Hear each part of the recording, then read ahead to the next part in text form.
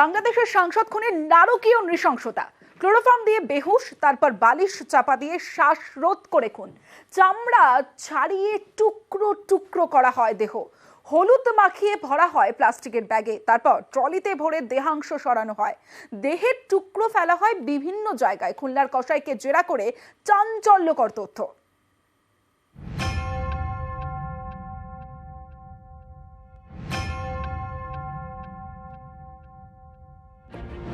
চিকিৎসা করাতে কলকাতায় এসে খুন বাংলাদেশের এমপি। তদন্তে জানা গিয়েছে খুলনা থেকে একজন কসাইকে এনে খুন করা হয়েছে। একেবারে হাড় হিম করা হত্যাকাণ্ড। উত্তর 24 পরগনার বনগাঁ থেকে জিহাদ হাওলাদারকে গ্রেপ্তার করেছে সিআইডি জানতে পেরেছে জিহাদের বাড়ি বাংলাদেশের খুলনা। পেশায় তিনি কসাই। 2 মাস আগে কাজের সুপারি দিয়ে জিহাদকে কলকাতায় নিয়ে আসে মাস্টারমাইন্ড আখতারুজ্জামান। চিনার পার্কের ফ্ল্যাটে রাখা হয় জিহাদকে। খুনের দিন নিউ টাউনের আবাসনে সে যায়। সিআইডি সূত্রে দাবি, জেরায় জিহাদ স্বীকার করেছে আখতারুজ্জামানের নির্দেশেই 5 জন মিলে বাংলাদেশের এমপিকে শ্বাসরোধ করে খুন করা হয়। তদন্তকারীরা জানতে পেরেছেন বাংলাদেশের সাংসদ নিউ টাউনের ফ্ল্যাটে যাওয়ার 15 মিনিটের মধ্যেই ক্লোরোফর্ম দিয়ে তাকে বেহুশ করা হয়। এরপর বালিশ চাপা দিয়ে শ্বাসরোধ করে খুন।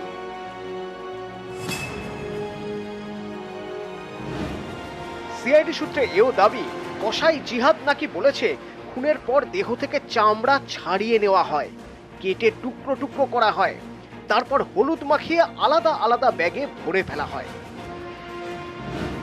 তদন্তকারীরা মনে করছেন কিসের মাংস যাতে বোঝা না যায়, তাই প্রথমে ছাল ছাড়ানো হয়, তারপর হলুদ মাখানো হয়। লাশটাকে এমন ভাবে গুম করা হবে যাতে কেউ কোনোদিন খুঁজে না পায়, যার কারণে তারা বিভিন্ন পার্টে ভাগ করে ফেলেছে। যদি পথে কেউ ধরে তখন এটার মধ্যে তারা হলুদের মশলা দিয়ে তারা করে নিয়েছেন। যদি কেউ বলে তখন বলবে যে এটা তো আসলে বাজার থেকে আমরা কিনে আনছি, এটা মশলা তো মাংস, এরকম বলবে। উদ্দেশ্যটা ছিল এমন ভাবে গুম করা হবে তাকে যেন কেউ কোনোদিন তার অস্তিত্ব না পায়। সিআইডি সূত্রে এও দাবি, জেরায় কসাই জিহাদ বলেছে দেহাংশগুলি বিভিন্ন জায়গায় ফেলা হয়।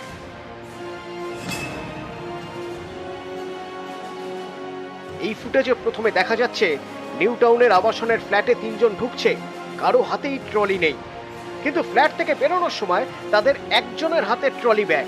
এই কি সেই ট্রলি ব্যাগ যাতে দেহাংশ ভরে পাচার করা হয়েছিল? খতিয়ে দেখছেন তদন্তকারীরা। নিউজ 18 বাংলা।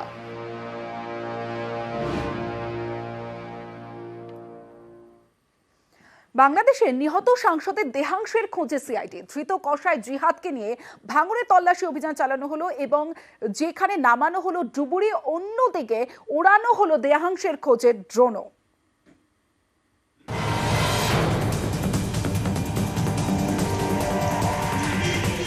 ঝোপঝাড়ে তল্লাশি, জলে নেমে তল্লাশি, আকাশে ভেসেও তল্লাশি।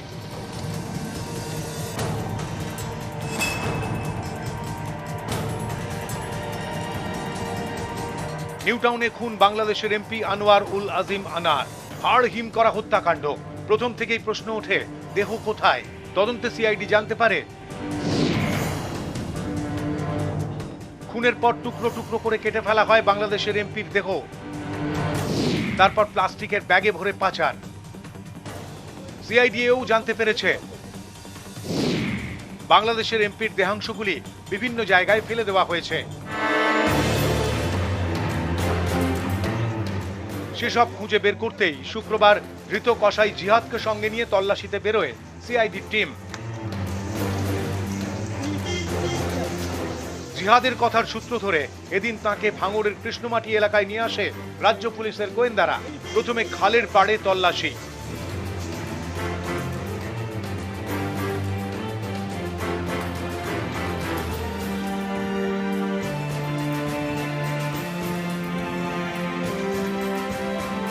খালে ডুবুরি নামেও তল্লাশি চালানো হয়।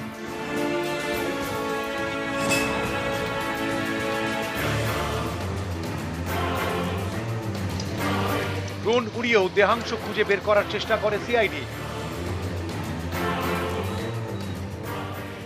দেহাংশগুলি ঠিক কোথায় ফেলা হয়েছে? এক এক সময় এক এক কথা বলছিল জিহাদ, তাই এক সময় তল্লাশি থামিয়ে খুলনার কসাই জিহাদকে ফের জেরা শুরু করে সিআইডি। কিছুক্ষণ পরে ফের শুরু হয় তল্লাশি। শেষমেশ 2 ঘন্টা ধরে তল্লাশির পর ধৃত জিহাদকে নিয়ে ফিরে যায় তদন্তকারী দল। এই খুলনার কসাই জিহাদকে বনগাঁ থেকে গ্রেফতার করেছে সিআইডি। এই খুনের ঘটনায় যৌথভাবে তদন্ত চালাচ্ছে ঢাকা পুলিশ। তারা আগেই গ্রেফতার করে 3 জনকে, আমানুল্লাহ ওরফে শিমুল ভুঁইয়া, সিলেস্টি রহমান এবং ফয়জাল আলী।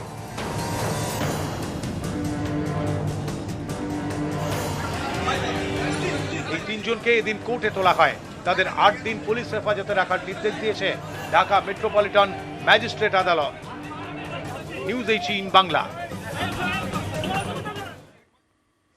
নিউজরুম লাইভে এবার অন্যান্য খবরের দিকে নজর রাখবো। কোলাঘাটে শুভেন্দু অধিকারীর অফিসে তল্লাশিতে এবার স্থগিতাদেশ। শুভেন্দুর অফিসে তল্লাশিতে স্থগিতাদেশ বিচারপতি অমৃতা সিনহার। 17 জুন পর্যন্ত কোনো পদক্ষেপ করতে পারবে না পুলিশ। এফআইআর ওপর কোনো পদক্ষেপ নয় পুলিশের। 17 জুন পর্যন্ত কোলাঘাট থানার তল্লাশি স্থগিতের নির্দেশ বিচারপতি অমৃতা সিনহার। পরিকল্পিতভাবে শুভেন্দু অধিকারীকে কালিমালিপ্ত করবার চেষ্টা করা হচ্ছে, তাকে ফাঁসানোর চেষ্টা করা হচ্ছে, তার বিরুদ্ধে চক্রান্ত চলেছে। অনেক দায়িত্বের মধ্যে পুলিশ একটা দায়িত্ব পেয়েছে, সেই দায়িত্ব পালন করতে তারা চলে গেছে তাদের কাজে। বিরোধী দলনেতার তো পদমর্যাদায় মুখ্যমন্ত্রী সমান। আজকে যে রাজ্যে তার কোনো নিরাপত্তা নেই, যেখানে সে পর্যন্ত পুলিশি আগ্রাসনের শিকার, তাহলে সাধারণ মানুষ, সাধারণ রাজনৈতিক কর্মী যারা সরকারের বিপরীত অবস্থানে, তারা কিভাবে করবে? সিবিআই যে এত তদন্ত করলো, তৃণমূল কংগ্রেসের বিভিন্ন নেতৃত্ব, তাদের বাড়িতে মন্ত্রী, কাউন্সিলর বাড়িতে পর্যন্ত সিবিআইডি এই তো ইলেকশন চলাকালীন পৌঁছে গেছে। তাহলে এটাই তো আমরা বলছি, এটা কোথায় লেভেল প্লেইং ফিল্ড হলো? এটা তো লেভেল প্লেইং ফিল্ড হলো না। তাদের বেলায় রিস্ট্রেন করা যাবে, আর তৃণমূল কংগ্রেস হলে পরে না, একদম ছুট আছে। তা এটাও তো লেভেল প্লেইং ফিল্ড হলো না। তাহলে কোন গ্রাউন্ডে তারা আপিল করলেন? ইলেকশন আছে বলে তারা বলছেন এই সময় তো পশ্চিমবঙ্গ পুলিশ পৌঁছে। 1 জুন ভোট দমদমে, তার আগে ভোটের আগেই দমদমে উত্তেজনা, কারণ কামারহাটিতে সৌগত রায়ের বিরুদ্ধে পোস্টার আর বিক্ষোভে তৃণমূল নেতৃত্ব। যে ছবি আপনাদের দেখাচ্ছি, কামারহাটিতে সৌগত রায়ের বিরুদ্ধে পোস্টার। ভোটের আগেই দমদমে রীতিমতো উত্তেজনা, প্রতিবাদে বিক্ষোভ তৃণমূলের। বিজেপি কর্মীদের হাত পা ভাঙার নিদান কাউন্সিলরের। তৃণমূলকে পাল্টাতো বিজেপির।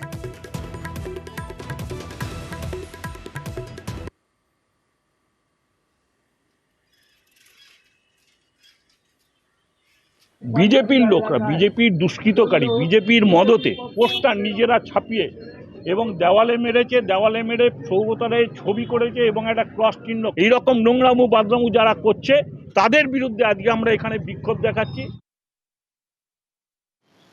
এখন সৌগত বাবুকে হারানোর জন্য তো তৃণমূলেরই একটা গ্রুপ উঠে পড়ে লেগেছে সব জায়গাতে। তারা করেছে কিনা সেটাকে বলছে। বিমল সাহাকে তো তৃণমূলই এলাকা ছাড়া করতে গিয়েছিল দুর্নীতির দায়ে। বিমল সাহার এই মস্তানি করে তৃণমূলের কাছে যাওয়ার চেষ্টা করা, কারণ বিমল সাহাকে তৃণমূলই পছন্দ করে না।